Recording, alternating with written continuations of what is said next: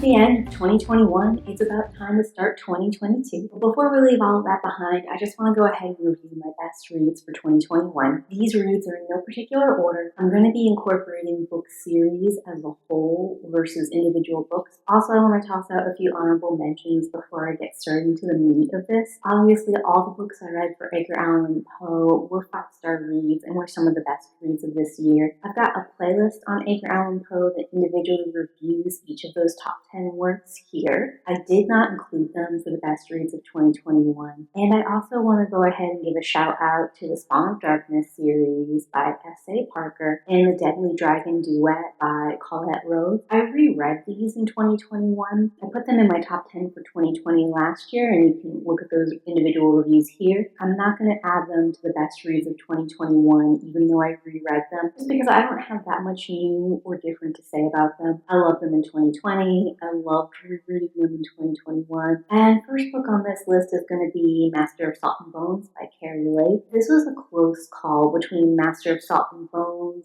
and her other book, Sin and Shadow. They are not part of a series, but both of them are sort of like haunted house, is it magic or is it madness, gothic kind of reads. They're very similar, and they both do so well with a sense of place. In Master of Salt and Bones, they're set in Rhode Island. In Sin and Shadow, they're set in Louisiana. I loved the Louisiana flavor, and I loved some of the accent work, and I think the mystery there was a little bit stronger, more compelling. But I ended up picking Master of Salt and Bones for this series because it is set in Newport, Rhode Island. I'm familiar with Newport, Rhode Island. I had such strong feelings and connection to that place and that kind of story that I just eked it out a little bit. Keri overall is an excellent author. I love her Kindle Unlimited work. It's gothic and dark. It has all those elements of loneliness and longing, questioning sanity, and that potential supernatural magical element. And it also explores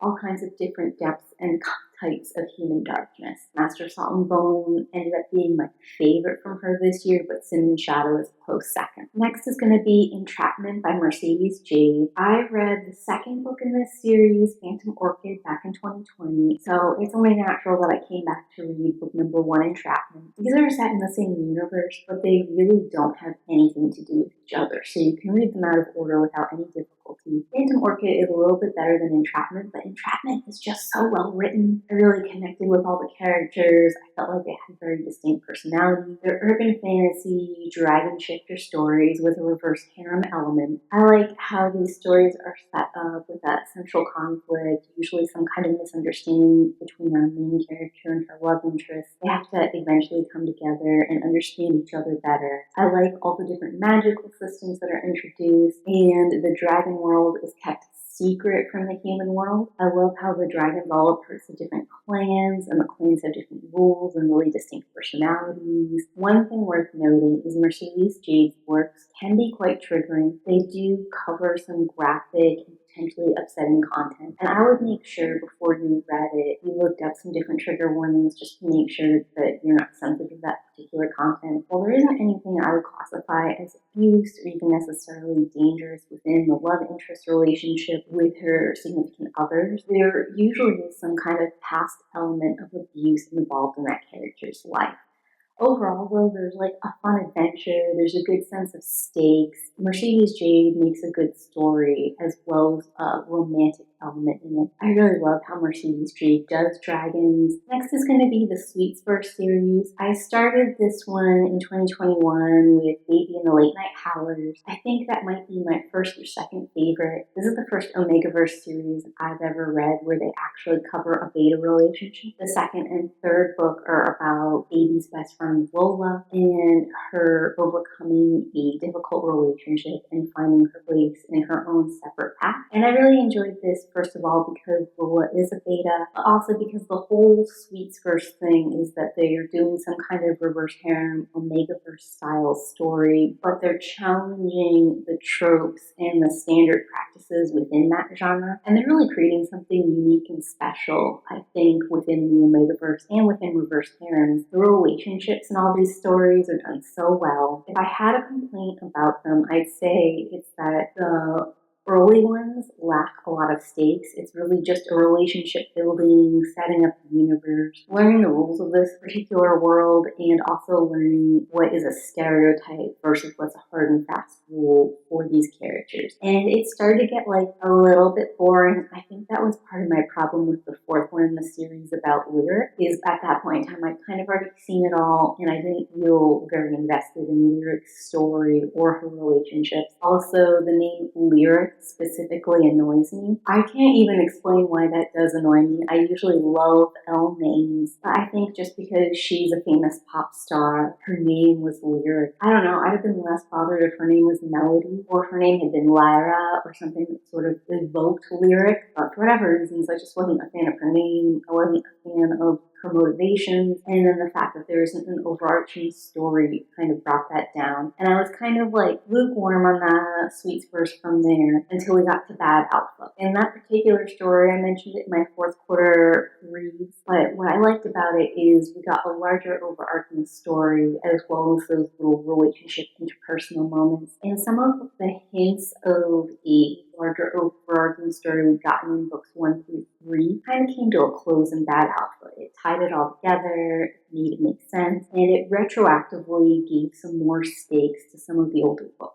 Overall, I really love this series. I don't think it's necessarily for everyone. You have to sort of be into reverse harems, omega-verse, relationship building kind of stories, but this is so unique within those genres that if you like that genre, I would definitely give this a try. It's a lot of fun, and it's like a lot of cinnamon-rolly, fluffy good time if you're looking for a pick-me-up kind of book. Next is going to be the Monsters and Gargoyles series by Lacey Carter Andersen. The first one in that is Medusa's Destiny, and I think my all-time favorite is actually the second, Keto's Wish. But I have loved this series overall. It's urban fantasy. It is sort of a dark reverse harem romance kind of thing, but for me, I didn't think romance is what was interesting about this story. It was the urban fantasy, strong modernization of Greek myth, and the fact that each one of these stories, the characters have to go on this almost Odyssey-like journey. So it would start with like a small mini adventure, and each stop in their journey got progressively more difficult. It required different skill sets from all the party to sort of figure it out. It has a traditional hero's journey, or even like video game-wise,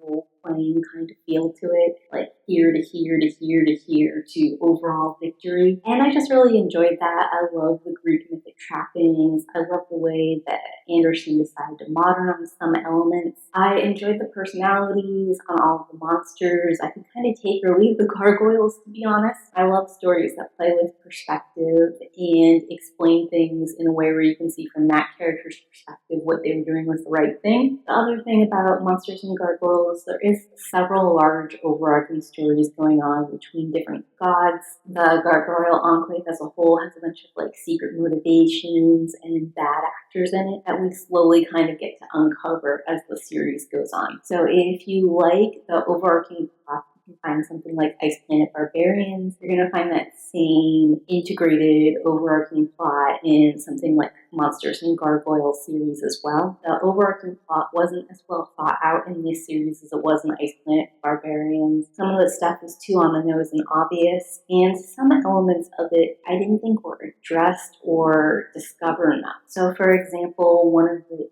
evil gargoyles within the Enclave happens to be the father of one of the main characters' love interests. And we never really address this, how this father is trying to kill his son's wife or his son's childbearer, or whatever you want to call her. And we don't ever address like this guy's internal evil. For a little while, the son is motivated to push his love interest away because he's got to remain loyal to his father and he's got to remain loyal to the gargoyles. But we never get the reverse. And I just think that it was set up to be really interesting. The way he just kind of like runs around the gargoyle enclave. It's like, does your son even ever visit you? It feels like they have nothing to do with one another, which is fine if he had been portrayed as like an estranged relationship, but none of that ever gets fleshed out. And I think Ice Planet Barbarians actually does a much better job keeping everything cohesive and together. Speaking of which, the next series I'm going to mention is Ice Planet Barbarians. I had so much fun reading this series, and I've got a whole video where I go over the first 8 books in the series that you can check out here. But it was just a fun time. Silly and rompy and just made me laugh and kind of feel invested in these characters in this world for a while. It's nothing groundbreaking. It doesn't dive into anything too deeply, although you could definitely talk about several different relationship elements from real life as they're portrayed here. I do enjoy that all the women are like fully realized, fleshed out characters. In some of the later books, they do start talking about some of the grimmer implications of the women being abducted from Earth. And I think that was done well. It was like a good balance between some dark, grim realities and some of the light, playful tone that we've gotten used to in Ice Planet Barbarians. Overall, it's a fun series. It's a good time. I can understand why it blew up on TikTok. Moving on to Fae characters, who are some of the most complex and fun ones to write in fantasy today. I'm going to jump over to Plated Prisoner series by Raven Kennedy. I love this series. I read the first book in 2020, and it's in my best of 2020, but I read book 2 and 3 here in 2021, and it just gets so much better. I think the first book, it's a slow burn, it's very rough. You're not sure where it's going, and it's hard to get into. There's a lot of things that you're reading that you don't feel good about. But in the second and the third book, I feel like it turns around. The world expands. We get a little bit more lore. We start to understand that all those feelings we had about King Midas and how he was a bad dude are being validated. And our main character was sort of realizing that she was being abused and trying to figure out what to do with that. It can be really hard. It's definitely a very triggering story. There's a lot of things going on that are not okay. But I enjoyed the story because it had a bunch of different flawed characters who would come from various backgrounds, trying to work through those backgrounds and those relationships together. We start with King Midas, and he seems to be becoming more and more greedy, wanting to take over more kingdoms and more land, wanting more things for himself. And Oren, who is our main character here on the side, she is kind of like playing a supporting role to him and is feeling conflicted about it. She was most happy when it was just her and him, and he was a knight. And ever since he's become king and started doing these more in-depth, intricate, nefarious plots, she becomes increasingly more uncomfortable. And we're sort of with her on this ride, trying to figure out if Midas is a good guy or a bad guy. And I was really worried he's supposed to be the love interest. But spoilers a little bit, it becomes apparent at the back third, maybe the back fourth of book 1, he is not a good guy, he's not the love interest, and we're really here with Oren going on a journey where she's sort of finding her own voice and finding a place in the world that may not have originally been hers. And I love it because it has a bunch of fairy tale and mythic elements, and I love it because we start to dive into Fae characters, different powers they have, different motivations and goals they might have, and all of that is just fun and exciting stuff. I think it becomes a really strong survivor story as we start to really understand Oren and unravel some of the mysteries she has. We can start to look at the larger world and think about what is going on in that world versus just Oren's personal tale. And the other thing I love about it is a story told primarily in first person from Oren's point of view. And even when Oren is telling the reader the story, she's withholding information. She's so used to keeping secrets, even her own mental internal thoughts that we're getting from her are censored. I love what that said about her as a character. It made her more interesting and dynamic. I also have to mention the Fae in the following series by Brittni Chenelle. I loved this series. It's a young adult urban fantasy school setting kind of story. The world is fully realized and interesting. Both the heroes and the antagonists really fleshed out and great. I just had so much fun reading this story. I read the first 2 books back to back, stayed up overnight to read them, and then the third book I read a little bit later on. This story is so underrated and so much fun. If you like an urban fantasy story, if you like different magic systems and power stories, if you like a teacher-mentor story, if you like a series that has a certain level of magical law enforcement involved, all these elements come together in the Fae and the Fallen. I loved these characters, and I loved the journey they went on. And last but not least, I want to talk a little bit about my werewolf books. The first is going to be the Moon Tortured series by McKenzie Hunter. This series was a wonderful urban fantasy. I found our main werewolf girl to be really interesting because she had been adopted. She finds out she's a werewolf and she sort of hates that part of herself and is trying to suppress and hide it. So that's where we start at a base level. Then she gets attacked by vampires. She meets other shifters. These other shifters, they have a whole separate society. They view things very differently than her. They are very accepting of their animals on a certain level of brutality. And she has to sort of come to terms with whether their way of doing things is better, her way of doing things is better. There's an intricate magic system as well as a hierarchy of shifters. There's a whole bunch of other fantasy creatures involved. It's about 8 books. I didn't like the romance